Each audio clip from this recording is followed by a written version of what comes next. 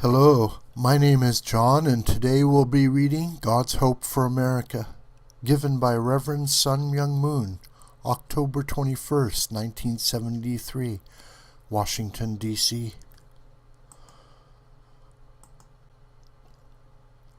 I love all of you very much because I love God, and God loves America and the American people. Throughout history, there have been many righteous people who demonstrated their worthiness of God's blessing by leading sacrificial lives. Nevertheless, we know that the world we live in today is not literally God's kingdom. We learn that human history started on the wrong footing, on the evil side. This is why the Bible says that the god of this world is Satan. The family of Adam was the first family in God's creation. In this family there was a man, Abel, whom God chose to be his first champion. Abel served God wholeheartedly and became the first man to give up his life for God's purpose. Later on, God called Noah as his champion, and Noah accomplished a very unusual mission. God directed Noah to build a ship, and he was to build it on top of a mountain. In Noah's time, no one could believe that Noah had received a command from God, nor did anyone accept him in his mission of revealing the coming flood judgment. Can you imagine how Noah appeared to the people of his day? God cannot dwell together with evil. The direction of God is 180 degrees contrary to the direction of evil. God abhors evil. God cannot accept the things that the evil world accepts, so God does not want anything to do with the evil world or with whatever is tainted by evil. We are all in the image of God and can find traits similar to His in our human nature. Consider if you have an enemy toward whom you have strong feelings. You don't want to so much as look at that person. Likewise, God will have nothing to do with the evil satanic world. Therefore, in dealing with it, He chooses ways often incomprehensible to man. God also tests the faith of man. He cannot do this by asking just ordinary things of people. We must be willing to comply with God's extraordinary instructions. We must display to God absolute faith. This is not an easy task. People thought Noah was a crazy man for building the ark. Nobody knew he occupied the central position in God's view. God summoned Abraham not from a family headed by a man of God, but from an idol maker's house, and ordered him to separate himself from his evil surroundings and leave his homeland. God wanted Abraham to be his champion. Abraham knew better than to mention anything to his father about his instruction from God. Who would have believed him? His mission was not just to say hello to his next-door neighbor. God instructed him to journey to a strange land as far away as Egypt. Abraham's decision then was a lonely one based upon his faith and his reliance upon God. By faith alone he made his decision and departed, with nothing on his mind except following the command of God. I know he stole away in the middle of the night. Suddenly he found himself wandering like a gypsy. He lived in self-denial. He had given up everything. The champions of God have one characteristic in common. They begin their missions by denial of themselves and their surroundings. Isaac's son Jacob was no exception. Jacob was a man with strong willpower and service to God. He wanted to open an exemplary path, accomplishing something nobody else could duplicate. One story in the Bible describes a very cunning act when Jacob bought his elder brother's birthright in exchange for a bowl of pottage, and later on he stole his father's blessing, which was intended for his elder brother Esau. In this incident, Jacob knew beyond any doubt that he would make an enemy out of his elder brother. he committed himself nonetheless. That craving in Jacob, that ardent desire for God's blessing, was so strong in his heart that God was really comforted. After obtaining Isaac's blessing, Jacob then escaped the danger of being killed by his elder brother when he fled from his homeland and went to the strange land of Haran. For 21 years, Jacob endured a life of tribulation in Haran. 10 times Laban cheated Jacob, and Jacob did not complain even once. He just persevered and waited for the day when he could return to his blessed homeland. That day finally came, and at the ford of Jabbok on the way back, God sent an angel to fight with Jacob. Now consider this. An angel from God suddenly appeared to Jacob and became a dreadful enemy. God was really pressing Jacob and testing the strength of his faith. Jacob had to wrestle with the angel. Jacob didn't cease fighting all through the night. He never gave up, and then God knew that Jacob's determination was to fight to the end, even to death. Even when the angel hit his thigh bone and knocked it out of joint, Jacob still did not give up despite the pain. Jacob finally won the test. The angel of God surrendered and said to him, "Your name shall no more be called Jacob, but Israel, for you have striven with God and with men, and have prevailed." Genesis 32:28. Later on, God chose Moses as his champion. Imagine how fortunate Moses was to grow up in the Pharaoh's palace where he could enjoy a luxurious life. But then one day as a young man, he suddenly stood up as a champion of his people. He could no longer stand the Egyptians' oppression of his people. At that moment, he knew that God was with him. He rejected his surroundings, denied himself, and went to the wilderness of Midian. He awaited his ultimate mission for 40 years, persevering and growing worthy of God's blessing.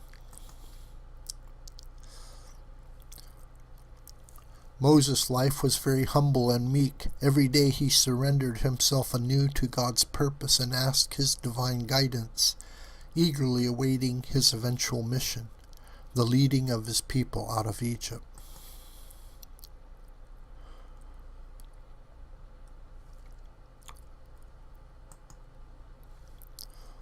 He went without shoes, wearing camel skin with a leather belt, sustaining himself on locusts and wild honey. This was not a customary way to live even in John's time, and I don't think John the Baptist's parents were very proud of their son. They must have felt ashamed. Let us continue along this line and examine the situation of Jesus Christ himself.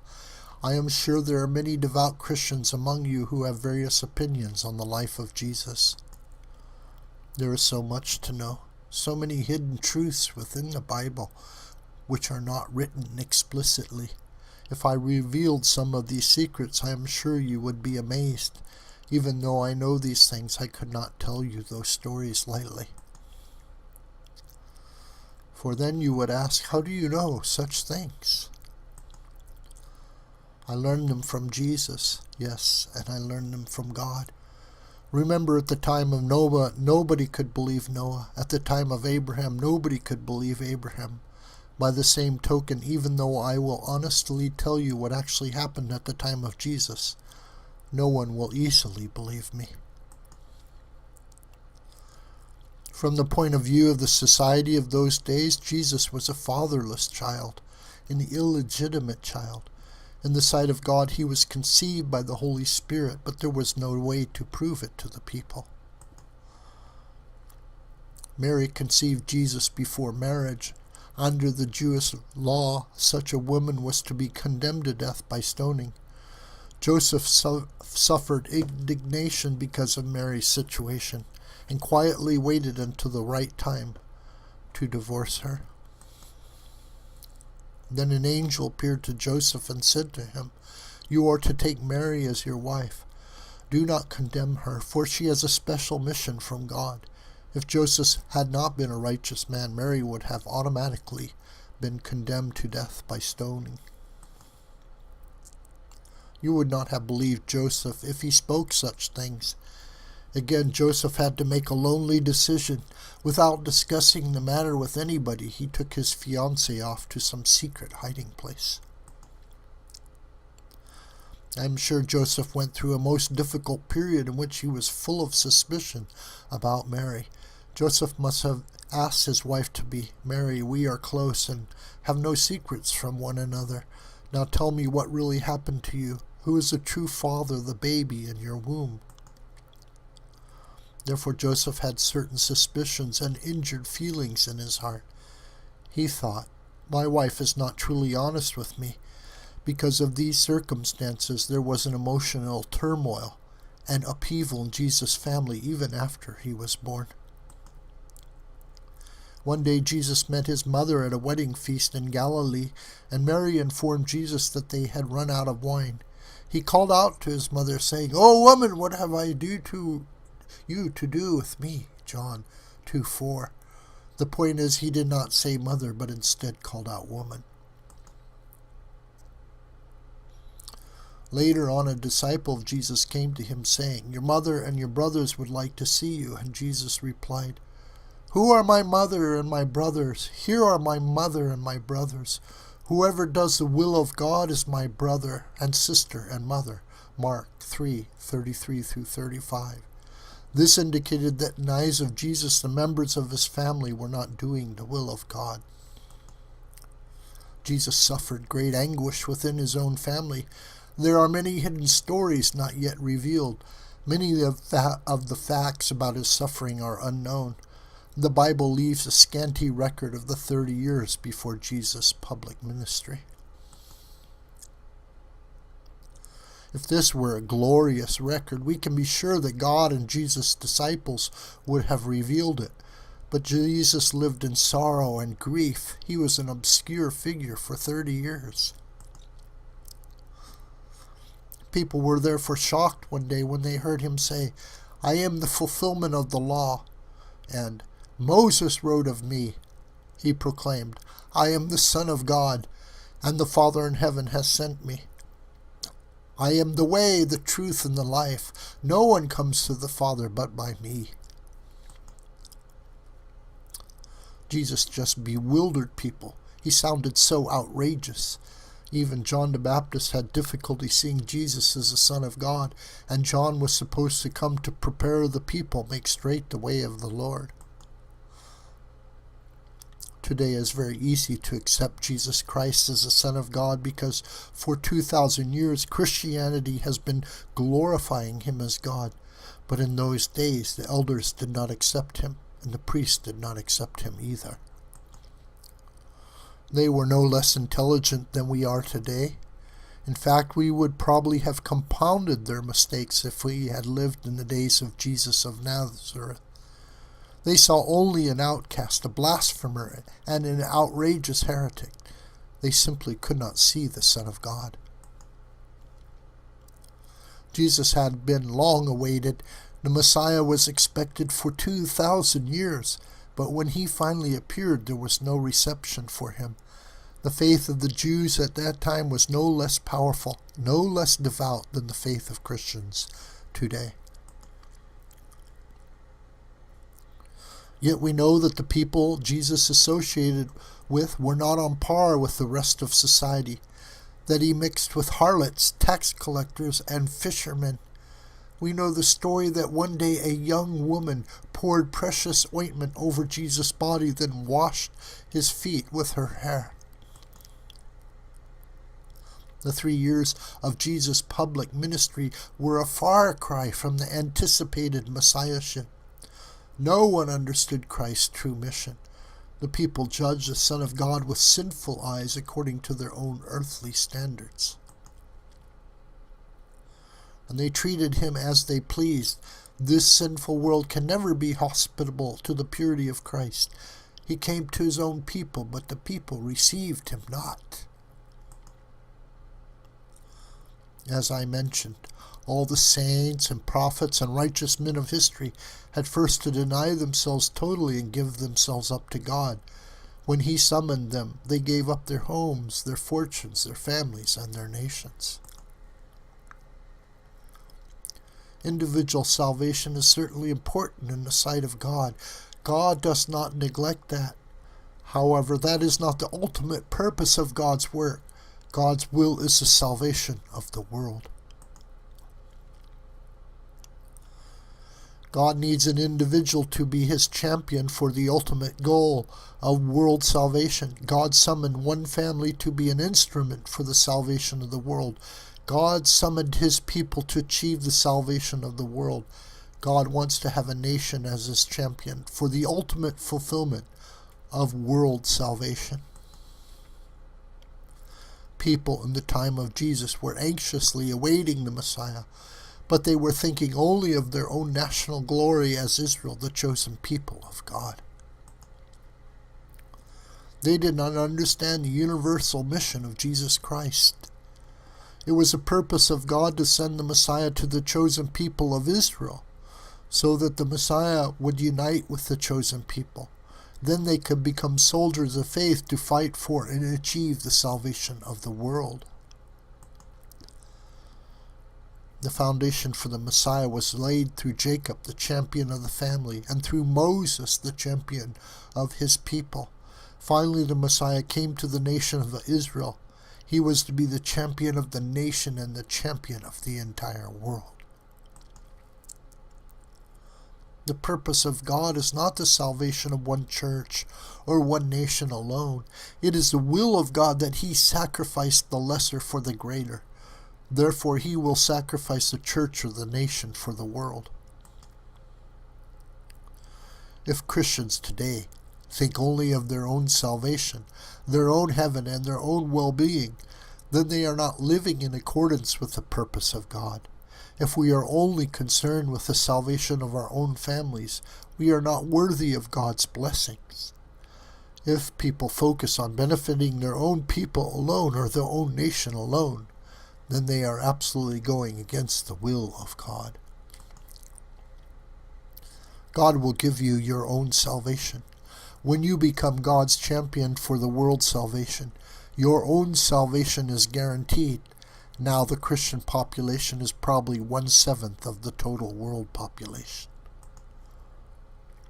God cannot be pleased with man if we live in a self-centered way. I met Jesus personally, and I received a revelation through which I learned that God's grief is great. His heart is broken. Today, God is working ceaselessly for the ultimate salvation of all mankind. He needs his champion to succeed in this work. The purpose of God's church is to save the entire world. The church is an instrument of God, and it was this very fact that the chosen people of Israel forgot at the time of Jesus. After Jesus' crucifixion and glorious resurrection, the Christian church spread throughout Asia Minor. The principal thrust was Rome. Rome was the target because at that time Rome was the world. The Roman Empire appeared as an impregnable fortress, not subject to conquest. Jesus' army was barehanded. They used no weapons, neither swords nor spears. They were armed only with their love of God and Jesus Christ. They marched fearlessly onward in conviction and strength. They paid the price in blood and sacrifice. The Roman Empire fell at last, and Jesus conquered Rome.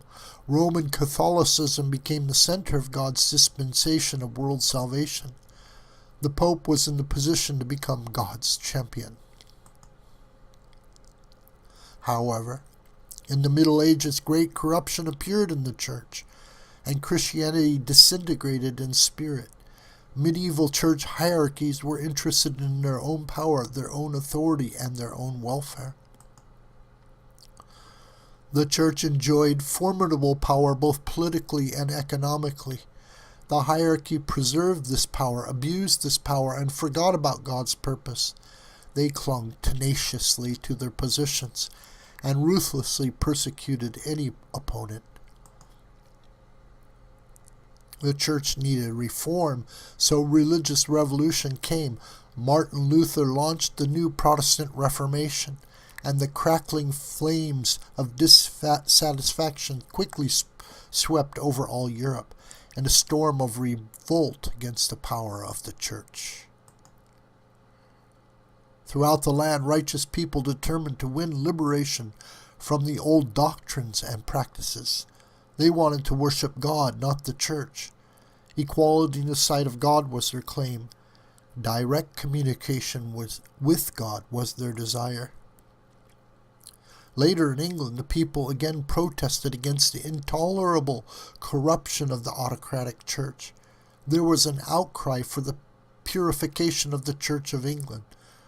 The Puritan movement began, and it quickly spread, even amid great persecution. Those who truly wanted the freedom of worship soon had either to flee or to be in prison. Their spirit was strong, but they had not enough power to resist and yet nowhere to turn. They fled to Holland, and still they longed for some new world, some new heaven and new earth, where they could find freedom to worship God. America must have seemed attractive to those who were dreaming of a new world. Even though America was unknown territory, it promised them the freedom of worship they craved. The Puritans felt a strong desire to create a community of their own. America seemed an ideal place, so they made the courageous decision to venture there. They committed themselves to the treacherous journey across the Atlantic. They risked their very lives, finding strength in their faith, which was stronger than life itself. They had to give up their families, their relatives, their surroundings, and their country, and head toward an unknown land. Their only hope was in God. Every step they took, they depended upon God. When they were sick and dying on the voyage, they had no medicine to take, no doctor to care for them. They turned to God. Those pilgrim men and women were one with God, and that is how they survived. Put yourself in their position of total reliance on God. What a wonderful faith! I am sure that the faith of the Pilgrim Fathers touched the heart of God. And when God is moved, he offers promises. And when he makes promises, he will fulfill them. God determined to give these faithful people the ultimate thing they wanted, freedom of worship. He then determined to give them even more. When they arrived at Plymouth, the 41 men who had survived the voyage got together and organized their ideas of government. The resulting Mayflower Compact was signed. In the name of God, Amen. The story of the American Pilgrim Fathers is one of a kind in God's history. It fits into the pattern of the righteous people of history such as Abraham, Isaac, and Moses. These pilgrims were the Abrahams of modern history. They therefore had to brave many hardships even after the Mayflower Compact was signed. Here was an example of such a rare and pure group of God's people. They demonstrated untiring faith, and God gave them power and courage. They never lost their trust in God and their vision of the future. Their purpose in coming to America was to build a nation where God could dwell, where they could really share fellowship with each other and rejoice in fellowship with God. This was all in God's providence because he needed a nation to serve as his champion for the ultimate and permanent salvation of the world. The first group of Indians the Mayflower survivors encountered were not hostile. The Indians welcomed the settlers. If the Pilgrims had been destroyed at that time, there would probably have been no America for God.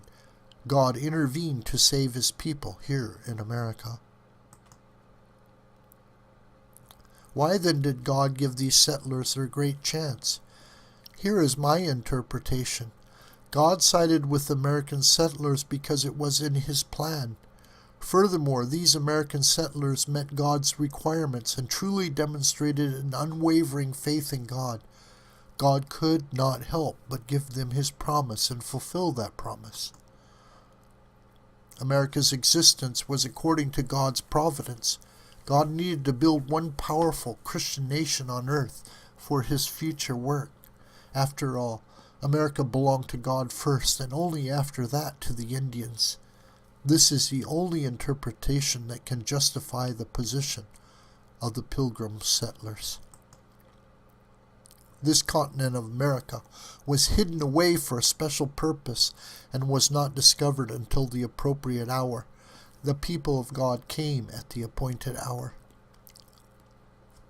After the first spring visited them, they cleared the fields, planted, cultivated, and harvested the crop, and they attributed all their precious harvest to the grace of God. The beautiful tradition of thanksgiving thus originated. I am sure they prayed, God, we want to build a place for you which must be better than the old world. We want to build a place where you can dwell and be master. And they also had a vision of the future that this Christian nation would do more good for the rest of the world than any other country upon the face of the earth. This is the history of your Pilgrim fathers, I know. I can visualize early America as a beautiful America because God was dwelling everywhere, in the school, in the church, in the kitchen, in the street, and any assembly or marketplace God was dwelling. Let us therefore examine the people who led the independence movement in this country in 1776.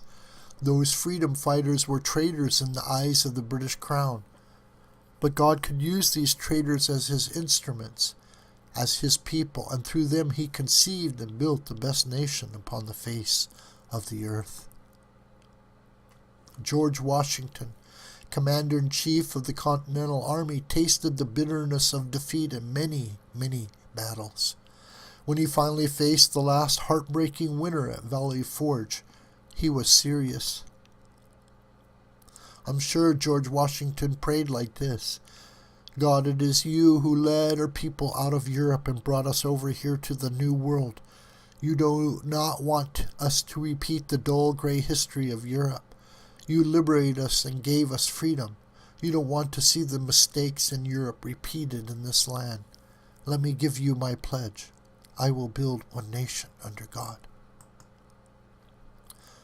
Thus George Washington made his battle God's battle, and therefore the victory won was a victory for God. I know that this victory and the independence of America came because God accepted George Washington's prayer, along with the prayers of many other Americans. God knew that his champions would work for his new nation.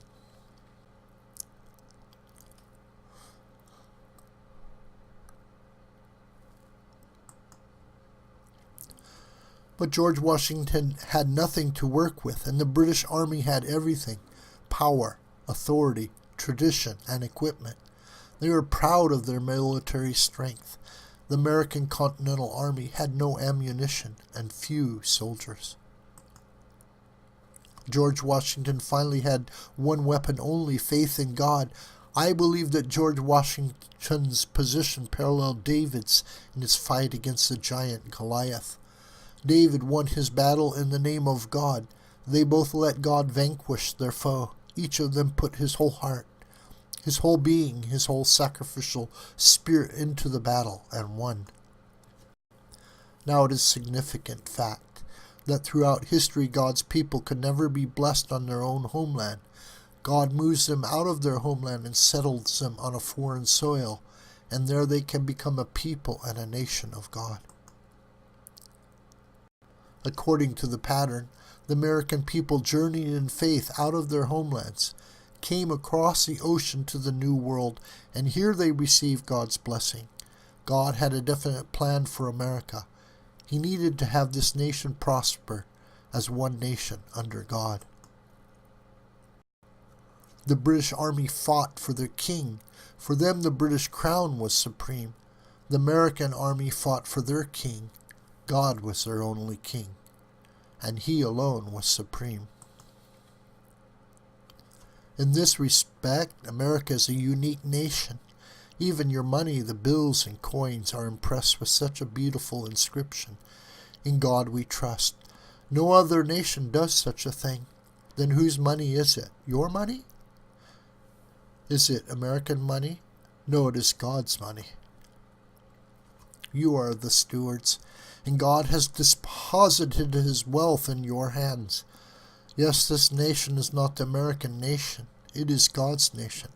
And such a nation exists for the entire world, not just for America herself. God's purpose is the salvation of the world and all mankind today in America. Therefore, you must not think that you have such wealth because you yourselves are great. We must humbly realize that the blessing of God came to America with a purpose of making it possible for God to use this nation as his instrument in saving the world. God wants to have America as his base, America as his champion, and America has begun in the sacrificial spirit pursuing God's purpose. America must consummate her history in the same sacrificial spirit for God's purpose. Then America will endure forever. The people who came to America, to North America, came seeking God and freedom of worship. The sole motive of the first settlers was God. When they came for God, they found not only God, but they also found freedom and wealth.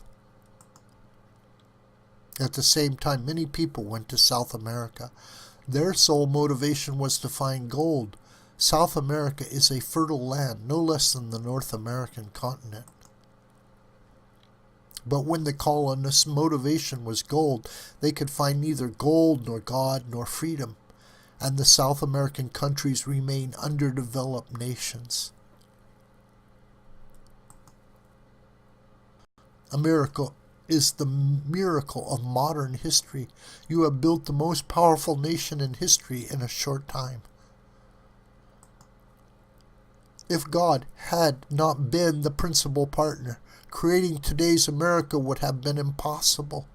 God played a prime role in American history, and this he wants America to know. The time has come for the American people to be awakened. Because of the noble beginning of this country, God sent his blessing and promise. The sacrificial devotion of your ancestors was the foundation for God's blessing. If you betray your ancestors, if you betray God, there is only one way for America to go. It will go to destruction. Since America was built on the pillars of faith in God, if God is moved out of American life, your nation will be without support. Your decline will be rapid.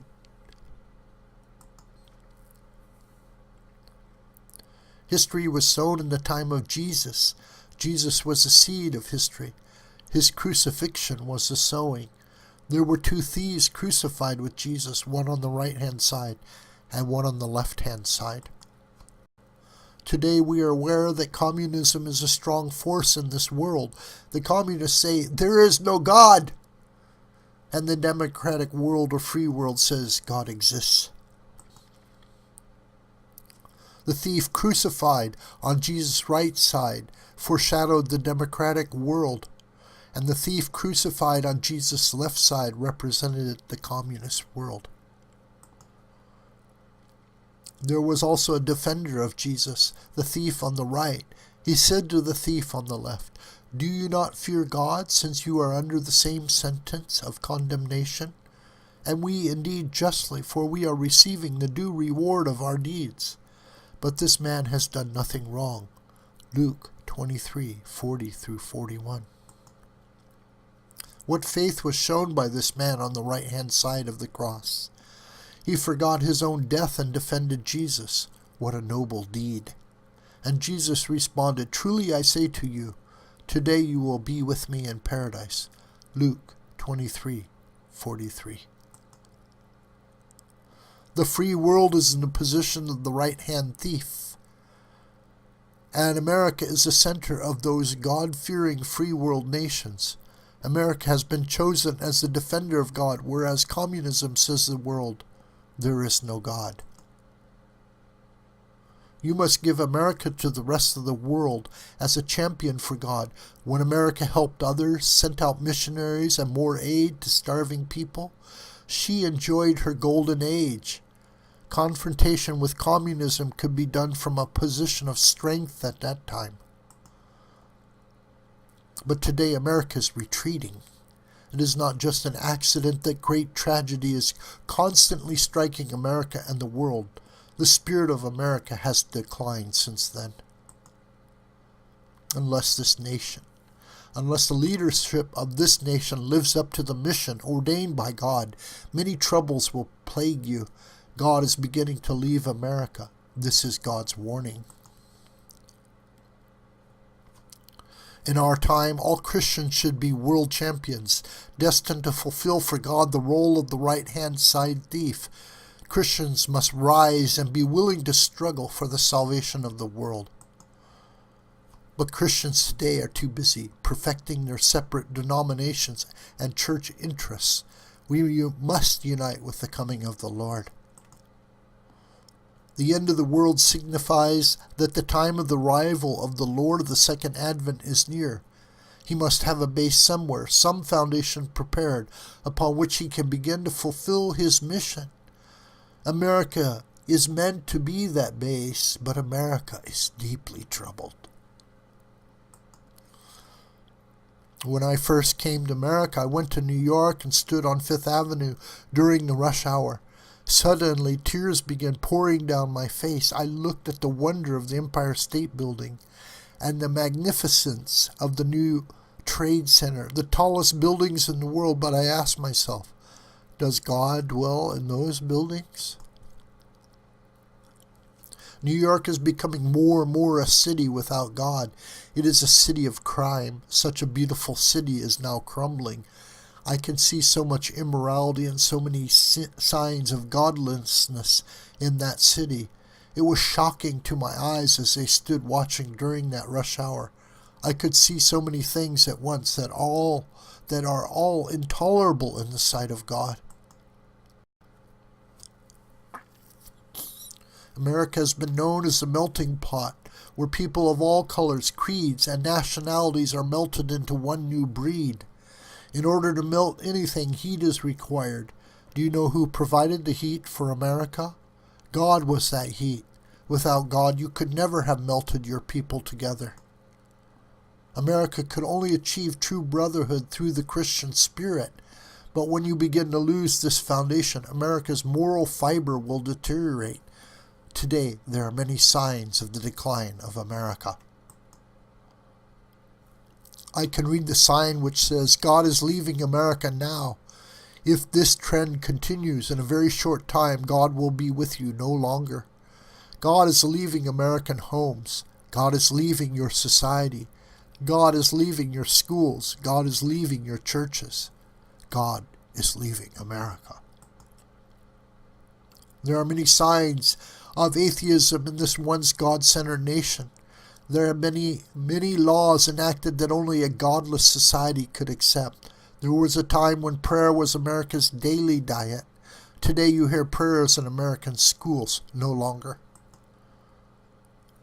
You have a God-given right to live, and of all the places inside your mother, what in the world happened to us? Phil Robertson.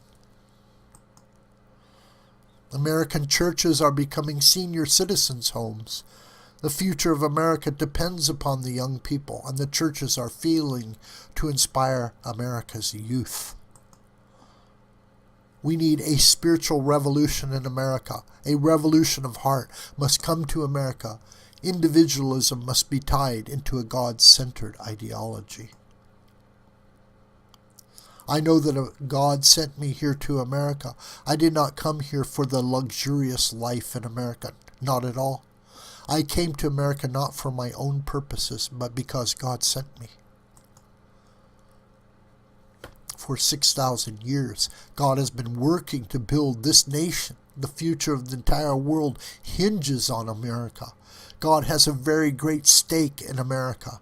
Somebody must come to America and stop God from leaving. My followers in Korea bade me farewell in tears. I know there are still many things to do in Korea, but working with only Korea would delay world salvation. America must be God's champion. I know clearly that the will of God is centered upon America. I came from Korea. I gave up my surroundings in Korea, just as many people have in history of God's providence. I do not come to this country to make money. When I came to America, I committed my fortune, my family, and my entire life to America.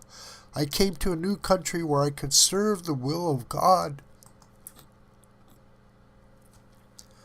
We must be humble. We must initiate from this moment the greatest movement ever on earth, the movement to bring God back home. All of your pride, your wealth, your cars, and your great cities are like dust without God. We must bring God back home in your homes, your churches, your schools, and your national life. Our work for God's purpose must begin. Let's bring God back and make God's presence in America a living reality. I have initiated a youth movement which is probably the only one of its kind in United States history. This is a new pilgrim movement. God has a strange way of fulfilling His purpose. If there is no one in America meeting your needs, there is no reason why someone from outside cannot fulfill that role. America belongs to those who love her most. The mere numbers of the Christian population in America are not impressive. You cannot impress God with numbers, but only with fervent faith. Somebody must begin, and begin now, even under persecution. Somebody must begin. Someone must give himself up for the purpose of God and bring God back home. We must have our churches filled with fiery faith. We must create new homes where our families can be really happy. And we must finally create a new society, a new spiritual nation where God can dwell. America must go beyond America. This is the only way for this country to survive. I know this clearly. This is the will of God. Therefore I have come to America where I have become one voice crying in the wilderness of the 20th century. These young people of the Unification Church are here to rekindle America's spirit. America has a great tradition. All you have to do is revive it. We need a new movement of pilgrims with a new vision. This is inevitable because God left no alternative for America. The new pilgrim movement has come, not for America alone, but for the world. In other words, the movement for world salvation must begin in this country. America is the base. When America fulfills her mission, you will be eternally blessed. This is God's hope for America. This is God's ardent hope for you. For myself, I made a covenant with our young people of America that we will strive in partnership with God for this great crusade. I want you to join. I want you to support these young people. When you bring God back into your home will be secure. Your juvenile delinquency problem will be solved. There is no good answer to the racial problem except God. Communism will be no threat when God is made real. God will increase your wealth. This is the one way that America can save herself. This is my deep desire from my heart, that America will see the glorious day of renewal. And for this reason, I come to speak to you with the hope for America. This video is a production of School of the White Crane. My name is John Brooker, and you can reach me through commentary on this video and also through my Gmail listed here. Please share this video with family and friends and on social media. May God richly bless you.